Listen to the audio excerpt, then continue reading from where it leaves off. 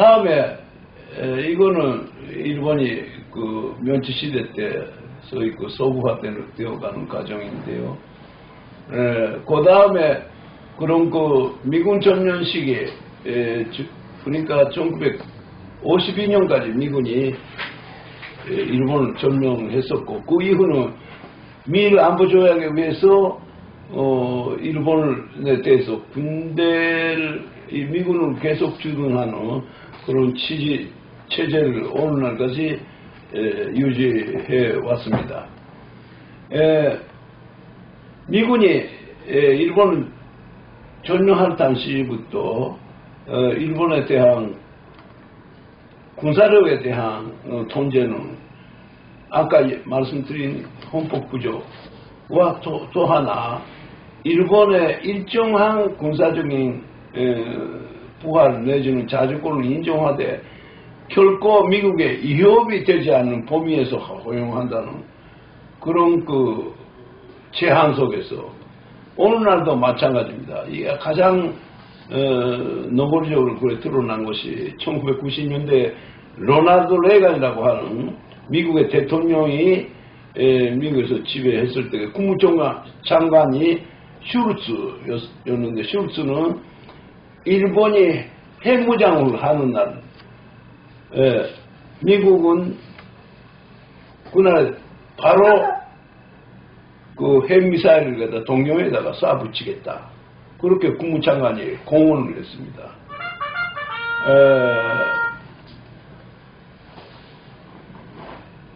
그 당시 슈르츠가 왜 그런 발언을 했는가 뭐 바로 아베 신조가 국회의원 되자마자 핵 문제를 생각하는 모임이라고 하는 일본 원내 국회의원 모임에 거기 사무국장 하면서 일본의 독자 핵무장론을 갖다 주장했기 때문입니다. 아무튼 일본은 일본의 경제 부흥에 대해서는 미군이 이걸 갖다가 허용했고 일본 군국주의와 일정 고리를 두고 있었던 요시다 시게루 아베 신조 이전에 가장 장기적으로 일본 수상을 했었던 외교관 출신의 이 관련은 일본의 부흥 전략을 경무장 고도 경제손전 정책을 갖다가 취했습니다.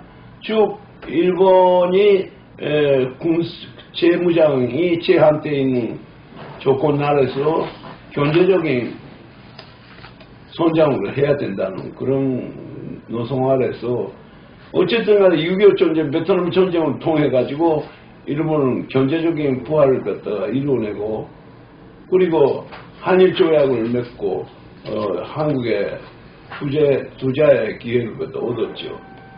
1960년대, 70년대는 일본의 고도 손장 시기이고 특히 70년대는 일본이 단일 민족의 신화에서부터 국제화의 길로 접어드는 과정이었습니다.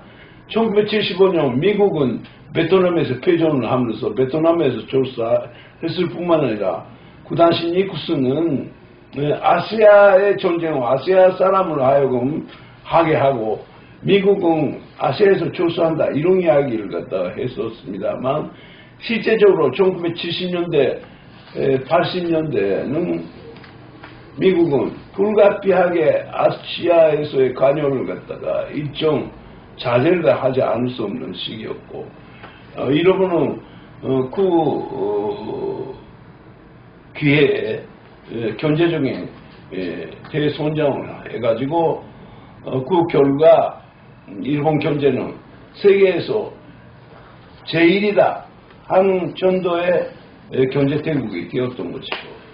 그래가지고 Japan as number one라든지 이카노미카 아니마라는 그런 말이 미국에서 회자될 정도로 상당한 큰 경제대국이 되었던 것인데 동시에 이것이 돌이켜 생각하면은 거품 경제였습니다. 엄청난 부동산 투기가 이루어지고 그것이 무너짐으로써 일본의 경제는 한순간에 무너져 내렸죠. 그래가지고 1990년대 잃어버린 20년, 내지는 잃어버린 30년이라고 일컬어지고 있고, 아베가 집권하는 그런 시기까지 일본이 잃어버린 그런 시대였다고 보는 사람들도 있습니다. 공교롭게도 이 시기에 중국이 경제적인 급성장을 하면서 2010년대 아베가 집권을 해가지고 할 때에 일본이 그 잃어버린 20년을 어떻게 회복하나 하는 과제가 아베에게 주어진 것입니다. 거기서 아베노믹스라고 하는 소위그 경제 정책이 나오게 되었습니다. 결론적으로 말하자면 아베노믹스는 실패로 끝나고 아베노믹스가 붕괴됨으로써 일본은 인류 국가로 전락을 했습니다.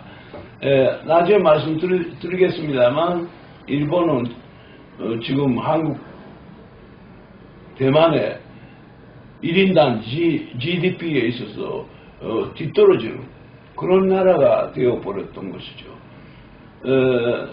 나는 1년에 한 몇 번 일본에 왔다 갔다 합니다만 참으로 일본의 경제적인 변모, 경제적인 몰락은 참으로 차마 볼 수 없을 정도라고 이야기를 할 수 있습니다. 이게 아베가 제90대 수상이 된 다음에 2010년대에 전체적인 주도권을 잡았는데 여기 나와 있는 게 아베 3대라고 아베 집안의 족보입니다.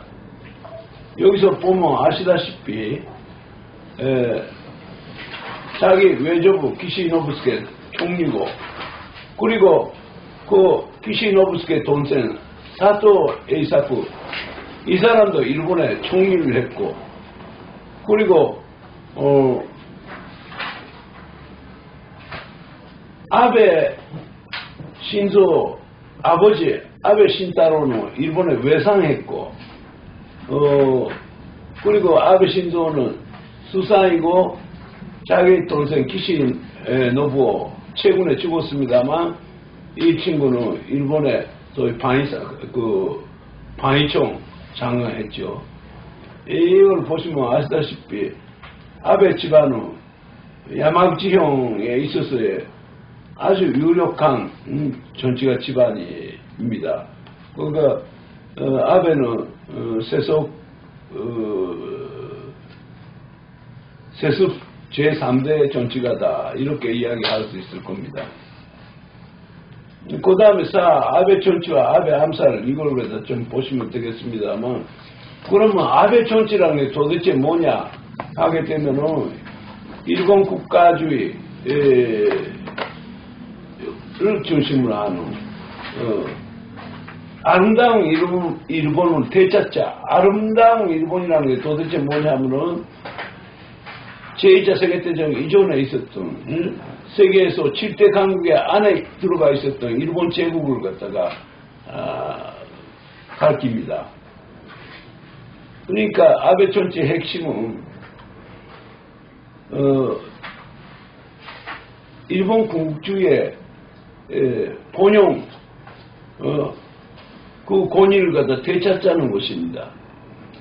아베의 외할아버지 기시노부스케 아까 사진에서 첫 번째 페이지 사진에 나와 있습니다만 일본 도조내각의 강요도 하고 전체 중추에 있었던 친구인데 제2차 세계대전 이후 A급 전범으로 동경에 있는 스가모 감옥에 두옥을 대해가지고 그 안에서 조냥한 척하면서 나와가지고 누구보다도 가장 친미주의자로서 행세하면서 일본에 수상까지 됐습니다만 스가모 감옥 안에서 이 기시노부스케가 일기를 썼습니다. 일기 속에 뭐라고 써놨는가 하면은 요즘은 무슨 인권이니 민주주의니 자유니 이런 소리를 갖다 하는데 그 말을 듣기만 해도 닭살이 오른다. 이런 이야기를 다 일기장에 쓰고 있습니다. 그러니까 자기는 가장 누구보다도 친미적인 인사로서 전후 일본에 중심이 섰으면서도 불구하고 속으로는 미국을 아주 혐오하고 민주주의적인 가치를 갖다가 혐오했던 그런 인물이라는 이야기입니다.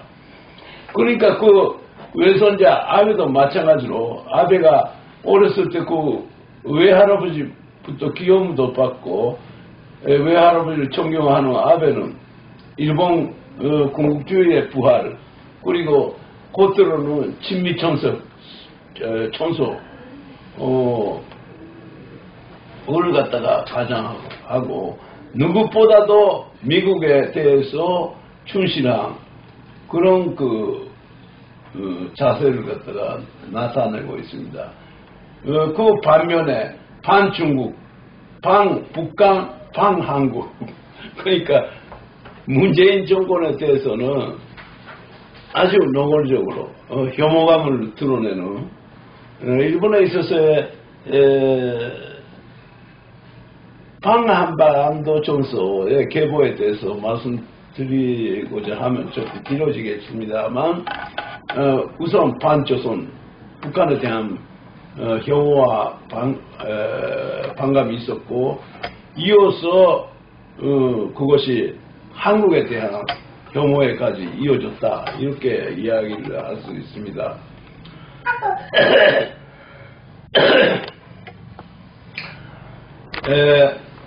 아베는 일본 최장의 집권을 한 전이로서 통상 3,000일 이상 정치를 갖다 했습니다.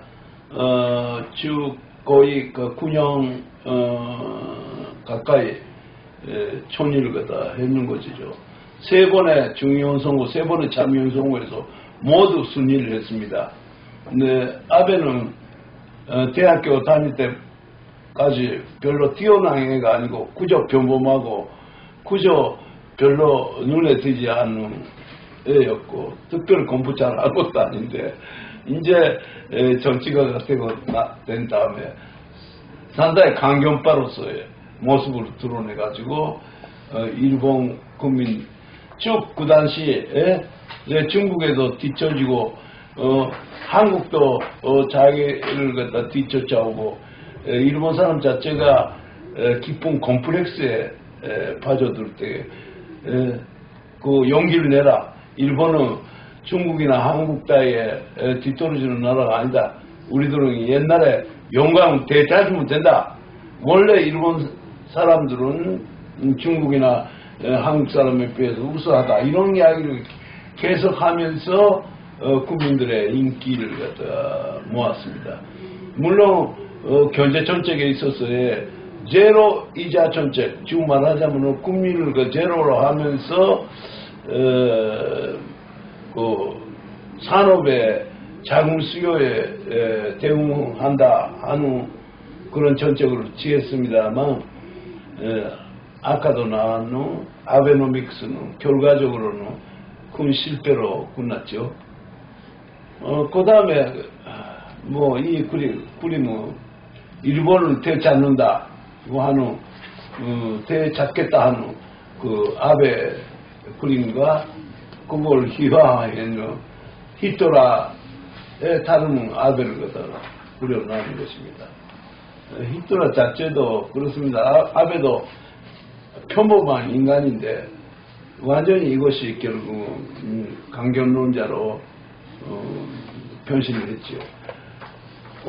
다섯 번째 아베노믹스에 대해서 지금도 말씀드렸듯이만 이때까지 돈을 빌려주면 당연히 이자를 받는 것인데 이자를 제로로 하면서 주가 상승 부추기면서 주가 상승함으로써 경기가 좋아졌는 것 같은 작시 현상을 불러일으켜 가지고 그래가지고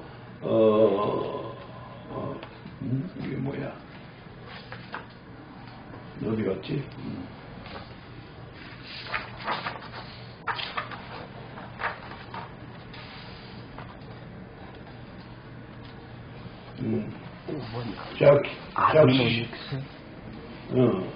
작시 현상을 이뤄가지고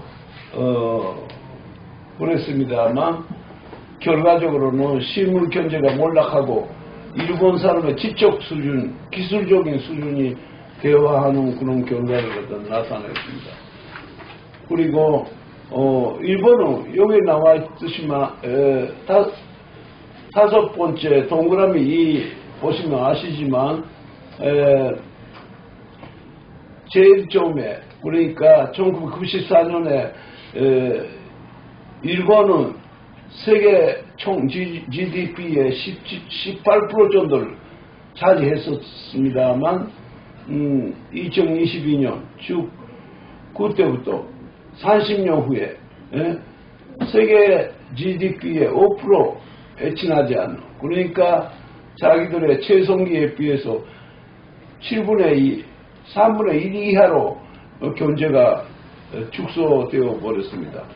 그동안 일본은 여러 가지 기술 혁신도 하려고 했습니다만 거의가 실패해버렸습니다.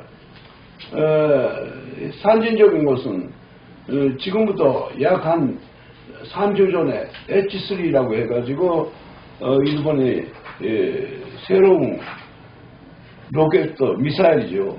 사실은 대륙 간탄도단도 될 수 있는 그런 미사일 발사를 시도를 했습니다만 실패했습니다.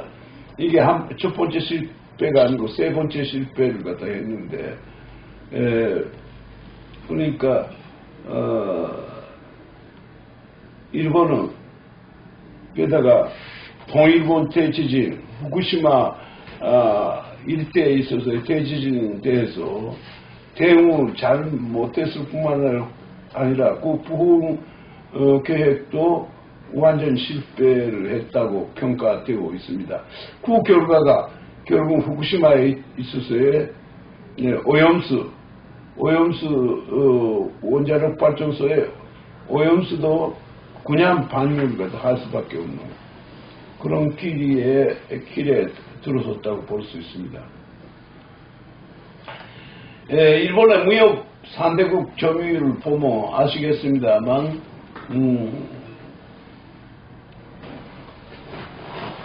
이제 2000년쯤에 미국의 총무역량의 4분의 1을 의존하고 있었는데 중국하고 미국의 비율이 역전돼가지고 중국 경제에 대한 의존이 상당히 높아졌습니다. 그런데 일본이 안강 힘을 써가지고 일본이 주체성으로 확립하려고 하는데 결국은 중국 경제 발전에 밀려가지고 어쩔 수 없는 그런 오늘날의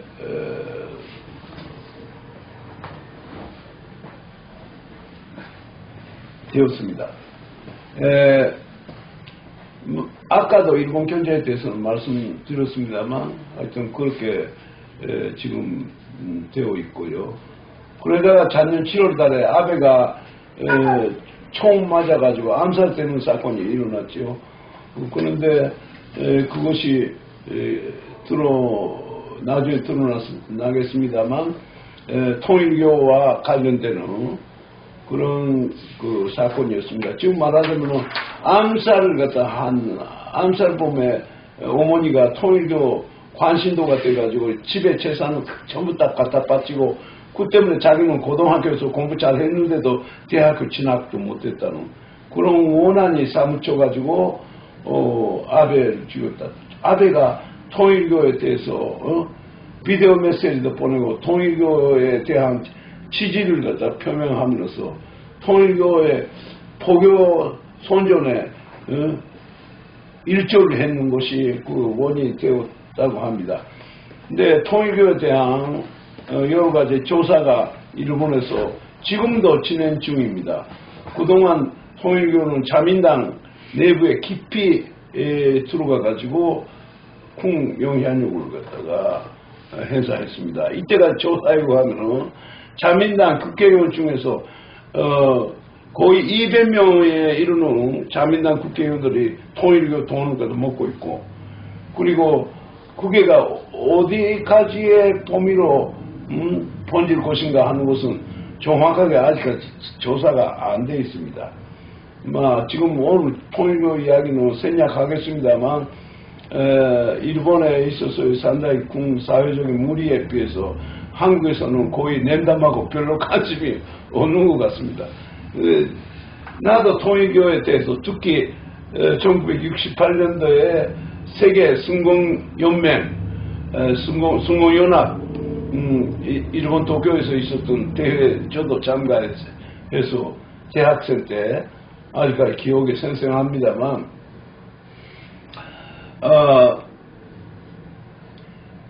통일교는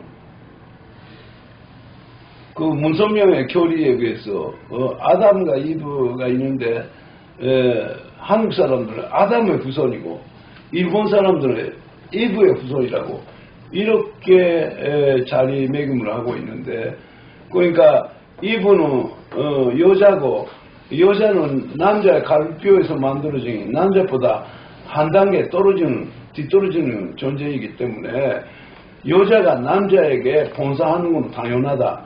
그렇기 때문에 일본 사람들은 돈을 벌어가지고 돈을 한국에게 바치는 것이 자연스러운 당연한 일이다. 이런 식으로 해가지고 일본에서 엄청난 돈을 갖다가 헌금을 갖다가 모아가지고 한국에 좀 보내고, 그리고 문선명이라는 사람은 승건 반공을 갖다 내세우면서도 뒷편에서는 북한하고 김일성 주석하고 아주 가까운 관계를 맺으면서 북한에서 자동차 공장도 만들고 자동차 생산도 하고, 그리고 제약 공장도 만들고 여러 가지 공장 시설을 많이 만들었죠. 그러니까 내 머리를 가지고도 그 통일교가 도대체 무슨 생각으로 그렇게 하고 있는지 아직까지 제대로 또 이해가 안 되는 현상이지만, 어쨌든 간에 한국 사람이 어떻게 보면은 문선명 일본에서 엄청난 일본 여자들을 착취해가지고 결국 한국에 갖다 바친 것은 잘한 일이다, 이렇게 생각하는 사람이 있을지도 모르겠습니다. 내가 통일교에 신자를 갖다 많이 합니다. 그런데 그 집단 결혼을 시켜가지고 몇천 명의 일본 여자 이쪽 하면 좀 몇만 명 넘지요. 그걸 갖다 한국에 전부 보냈죠. 결혼을 하는데 남자는 한국 사람이고 여자는 일본 사람, 이런 조합을 만들어가지고 그 여자들은 결혼을 하면 한국에 옵니다. 근데 한국 농촌에서는 여자가 없으니까 어쨌든 간에 일본에서 여자 온다고 하니까 갑자기 통일교 신자가 돼가지고 결혼한 한국 남자도 있고, 그리고 농촌에서 사는 일본 여자들 대체적으로 불행한 여자가 많아요. 왜냐하면 남자 누군지 전혀 모르고 와가지고 결혼했다가 애 낳고 하는데, 남자는 되게 농촌에서 일도 안 하고 술 먹고 도박하고 자기 역편도 두들겨 패고 이런 남자가 많아가지고, 그래도 통일교에서 이혼은 안 된다 이렇게 이야기하니까 참고 견디고 사는 여자들이 상당히 많습니다. 하여튼 이거는 오늘의 이야기 주제가 아닙니다만 뭐랄까 한국에 온갖 사교들이 많이 있는데 그 힘이라는 게 엄청난 것이 있지 않을까 하는 생각도 듭니다. 아베가 죽고 난 다음에 아베를 그 국장, 나라의 자네, 우리나라에서도 박정희에 대한 국장을 했죠. 박정희에 대해서 국장하고, 그 다음에 김대중 대통령은 국장했는가? 국장 안 했죠? 했어요? 국장했는가? 그때 내가 잔느씩 갔었는데 국회의원회관 앞에서 노무현도 국장이다. 사회자는 대통령이니까. 아무튼 일본에서는 국장 총리를 했다고 해요. 국장 자동적으로 하는 건 아니고, 전후에 아까 이야기에 나서 요시다 시게루가 국장 됐는데, 아베 국장 하는 데 있어서 일본의 여론 60% 이상 반대 여론이었습니다. 높았을 때 80%까지. 왜냐하면 아베가 뭘 했는데 결국은 아베노믹스라고 견제를 걷다가 부흥시킨다가 실패했지 않나. 그리고 부부적인 정책 밀고 나가가지고 헌법 개조한다고 그런 식으로 이야기했지 않나 해서 반대가 많았습니다만 국장 강행했죠. 왜냐하면 기시다가 장내 위원장이 됨으로써 아베의 그 말은 후광을 얻고 총리로서 성공하리라고 해가지고 국장을 했는데 실패했습니다. 왜냐하면 국민들의 지지도 없고 그 다음에 국장한테 엘리자베스 여왕이 죽어가지고 온통 관심이 저쪽에 쏠려가지고 아베 장례식 하는지 안 하는지 사람들이 별로 관심이 없었습니다. 국장이 안 된 거예요, 그래서? 에? 국장 못한 거예요? 아니, 했죠. 하기는 했고, 국장뿐만 아니라 자기 고향에서 고향 사람들이 따로 또 장례식도 하고 했는데, 결론적으로 말하자면 살아있을 때에 저 장기직공했는 수산치고는 초라한 결과를 갖다가 나타냈다. 이렇게 이야기할 수 있습니다. 예, 그 다음에 아베 없는 아베 정치, 아베는 죽었습니다만, 국장도 초라하게 되었습니다만, 지금도 기시다는 아베 정치를 답습하고 있다. 그러니까 기시다 자체가 정치가로서의 주체성이 없거나 약하기 때문에 지금도 아베 정치가 판을 치고 있다. 이렇게 보는 것입니다. 기시다는 어떤 사람인가 하면은 자민당 내부에 여러 가지 파벌이, 지금 7대 파벌이, 8대 파벌이라고 하는데, 파벌이 있습니다만, 거기에 고치카이라고 하는 파벌의 소속입니다. 그리고 자기 고향이 야마구치현이 아니고 히로시마입니다.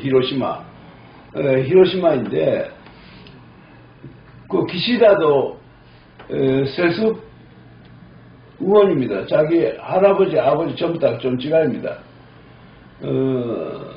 여기에 8번에 기시다는 아베가 될 수 있을까 이렇게 써놨습니다만 기시다 후미오는 자민당 파벌 고치카이 소속이라고 하는데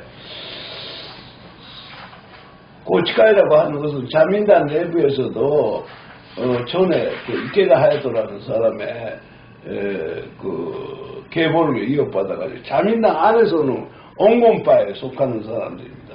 비교적으로 학력이 높고 합리적인 생각을 하는 사람들이 많다고 일컬어지고 있는데 갑자기 그 고치카이 성격과 전혀 다른 정치를 하기 때문에 아베의 소위 그 혼령이 주로 쉬었지 않나 하는 그런 이야기까지 지금 하는 것인데 고치카이라고 하는 것은 그 아베가 소속하고 있었던 세와카에 비해서 인원도 작고 좀 운집력도 약한 그런 그 파벌이죠. 근데 어쨌든 간에 핵심은 기시다는 온건파다 이렇게 사람들이 보고 있었는데 실제 총리가 되다 보니까 아베하고 똑같은 노선을 가고 있다 이런 이야기고 특히 작년 12월 16일에 내각에서 소위 안보사무소를 가기 결정을 했습니다.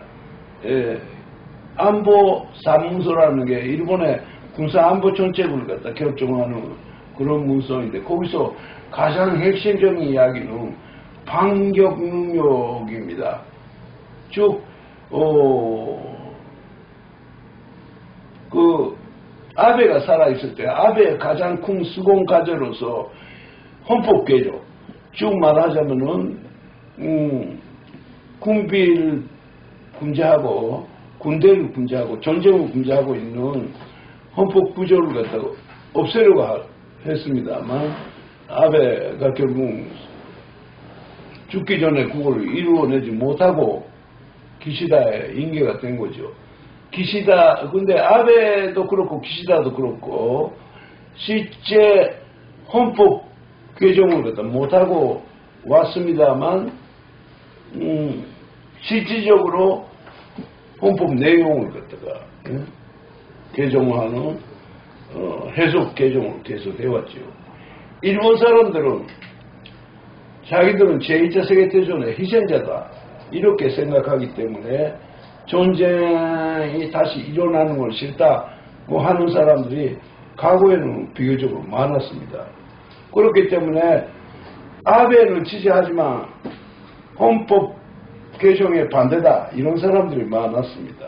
그래서 헌법 개정을 갖다 하지 못했습니다만 기시다도 역시 마찬가지로 헌법 구조의 내용을 갖다가 무너뜨리는 그런 결정을 했는데 그 중에서도 가장 중요한 것이 반격 능력이라고 하는 그런 개념을 갖다 규정을 해가지고 일본 자위대가 반격 능력을 행사할 수 있게끔 하겠다 하는 것을 명시했습니다. 반격 능력이란 도대체 뭐냐? 방가로 2에 밑에 프라트에 그게 반격 능력이라고 해놨는데 일본에 대한 무력 공격이 예측될 때 필요 제소 한도의 자위 조치로서 상대 영역에서 일본의 유효한 반격으로 가하는 능력이다. 이게 뭐냐 하면은 아까도 말씀드렸듯이 헌법 구조는 워낙에 군대도 무력 행사도 다 금지하고 있는데 일본에서 그동안 오랜 세월 동안에 헌법 구조를 갖다 왜곡 해석해가지고 자위의 무력 행사할 수 있다 이런 식으로 그 해석을 바꿨습니다. 그렇기 때문에 군대가 아닌 자위대로서 무력을 소유할 수 있고 상대방 공격해면 거기에 대한 방어할 수 있다는 이런 개념을 만들었죠. 그런데 문제는 자위라고 하는 것은 국제법적으로 말하자면은 순수하게 자기의 국경, 자기의 영해 여기에 침범을 했을 때에 그 경계까지 다시 밀어낼 수 있다는 것이 국제법적인 해석입니다. 그러나 일본에서는 기시다가 지금 이야기한 것은 도대체 뭐냐면 상대방이 가상 북한에서 로켓을 쏴가지고 일본이 로켓을 맞으면은 그때 반격해가지고는 너무 늦다. 그래서 일본이 북한이 로켓을 쐈을 때에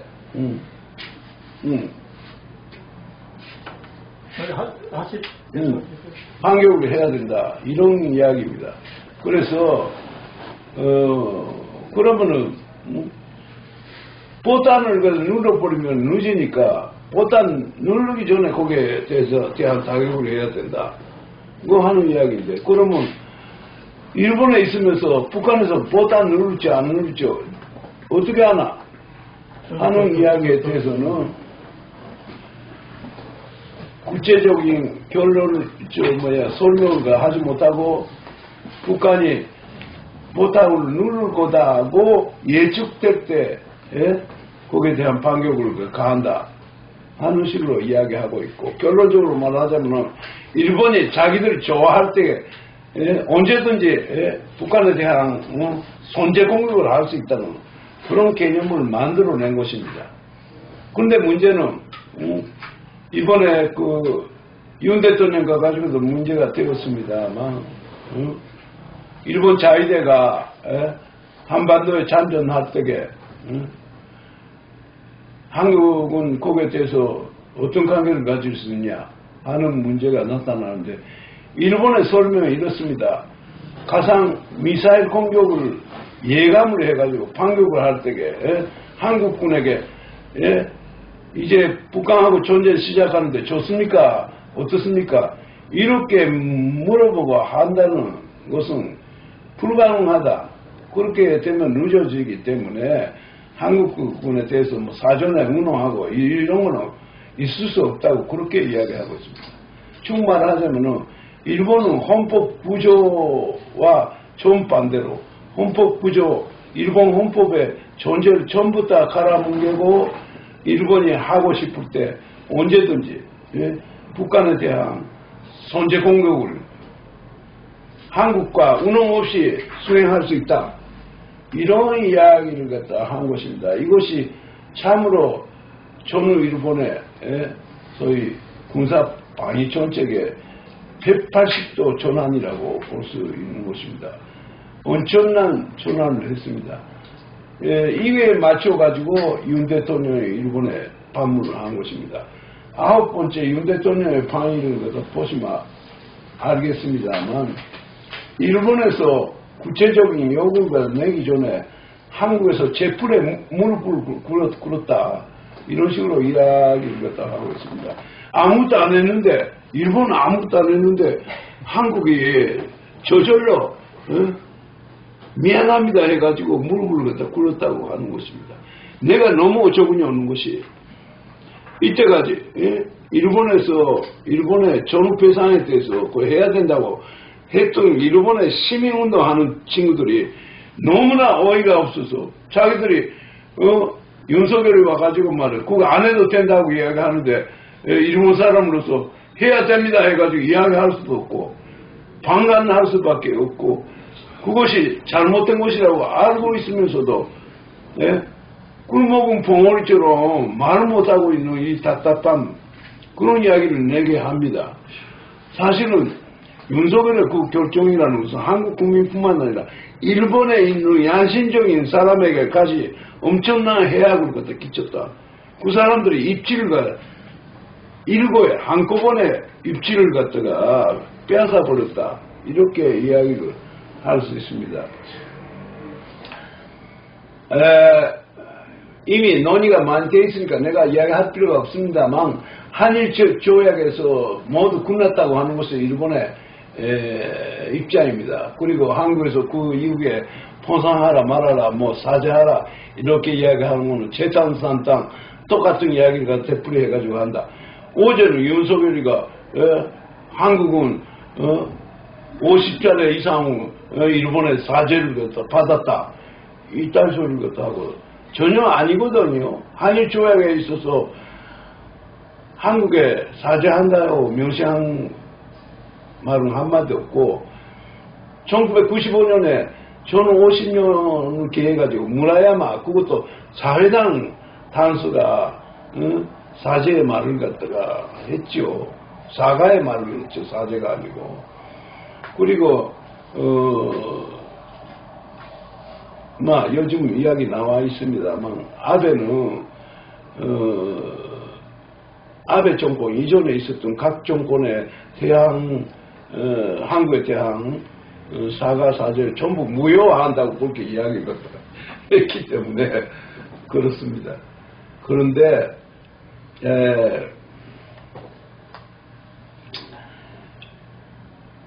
문제는 윤 대통령이 지금 한국에서 먼저 일본에게 모든 요구를 들어주고 하면은 상대도 양심이 있으면 자기들이 해주겠지 이런 식으로의 말을 하는데, 그거는 어불성설의 이야기일 뿐만 아니라 사실은 윤 대통령이 노리고 있는 것은 박정희 제례로서 박정희 같은 그런 그 명성을 받는 대통령이 될 수 있을 것이다 하는 망상 속에서 그렇게 했습니다.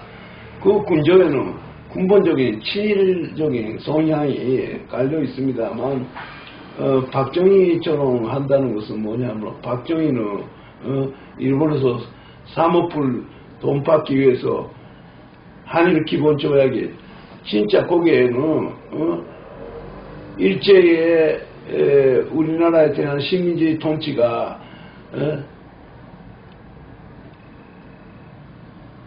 합법적이었다는 그런 주장을 갈고 했는데도 불구하고 거기에 대해서 아무 소리도 못하고 했었는데, 박정희는 그 당시 엄청난 욕을 갖다 먹어가면서도 위술령 발령해가지고 조약 체결을 갖다 강행했지만 나중에 한국 역사에서 가장 위대한 대통령을 친송을 받고 있지 않나.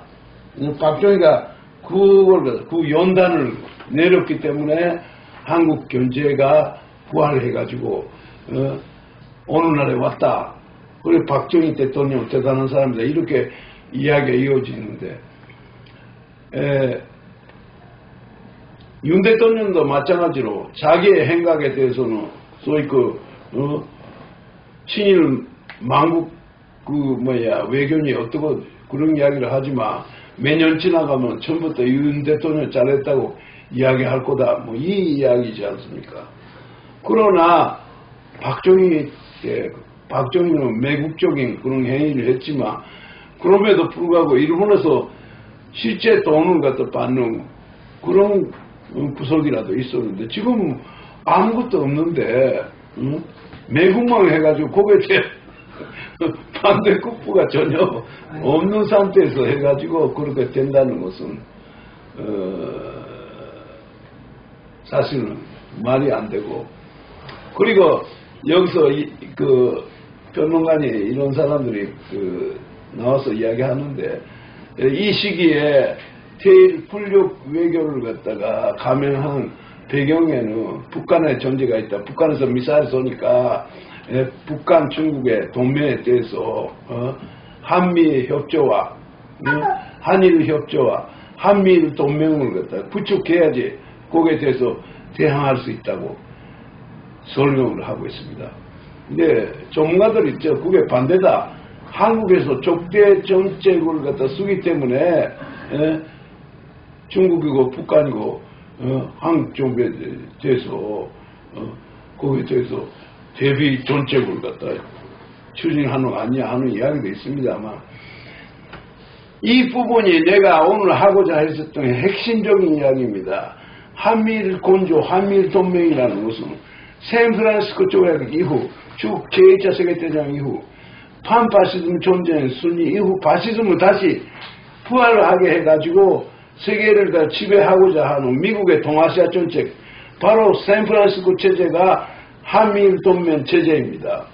그걸 갖다가 꾸준히 부활시키려고 노력을 해가지고 1965년 한일 조약 때도 갈등이 많이 있었지만 그런 굴욕적인 결과를 갖다가 맺게 된 것은 미국의 압력이었다는 것은 다 여러분 다 아시지 않습니까?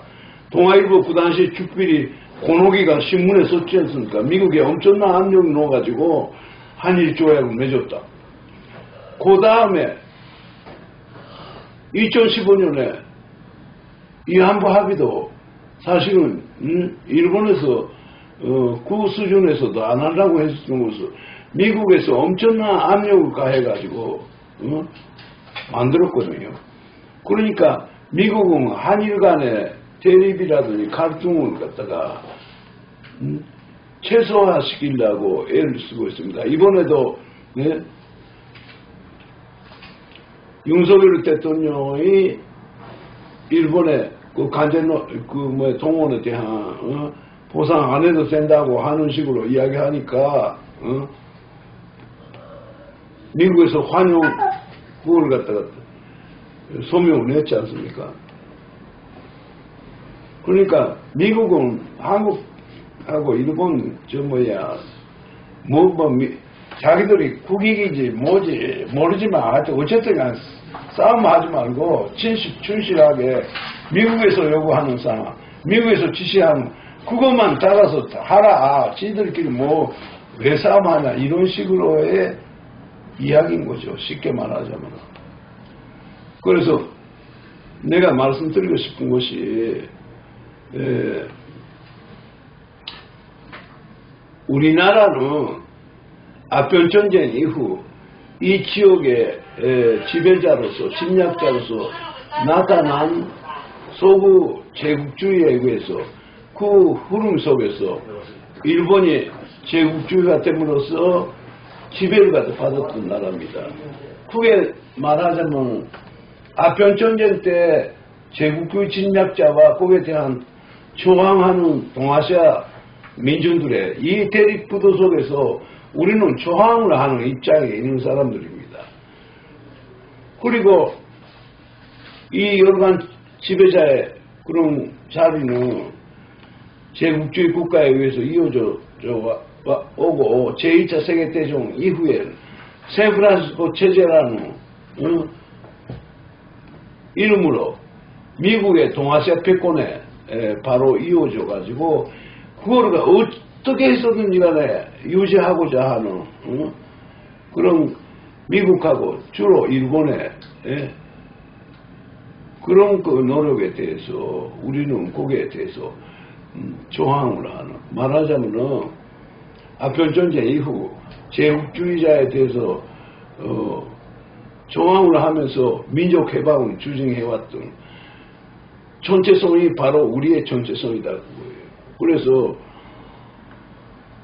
어떤 의미에서도 일본이 전면적으로 변신을 안 하는 한에 있어서는 우리하고 함께할 수 없는, 우리와 완전히 반대 입장에 서 있는 그런 그 나라라는 것을 우리가 제대로 인식을 해야 되는데, 하물며 지금 친일파면 어때? 자기가 친일파다 이런 식으로 공언을 하는 정권.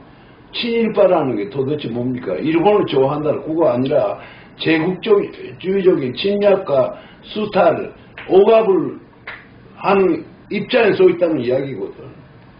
그렇기 때문에 나는 그 제1차 세계대전 이후에 파시스트의 부활이 바로 소위 친일파다 그렇게 이야기를 하고 있습니다만, 이번에 윤 대통령이 일본에 가가지고 기시다하고의 타협이라고 하는 거야. 일본에 대한 일반적인 굴복이죠. 한 것이 바로 자기가 원해서 자기가 스스로 억압자의 입장에 서겠다, 억압자의 수화 앞잡이 노릇을 하겠다는 그런 이야기에 지나지 않다 하는 것이 오늘의 저의 이야기입니다. 그래서 우리나라의 통일이라는 게 도대체 뭐냐 하는 것을 생각한다면 통일이라는 게 바로 우리 민족 해방입니다.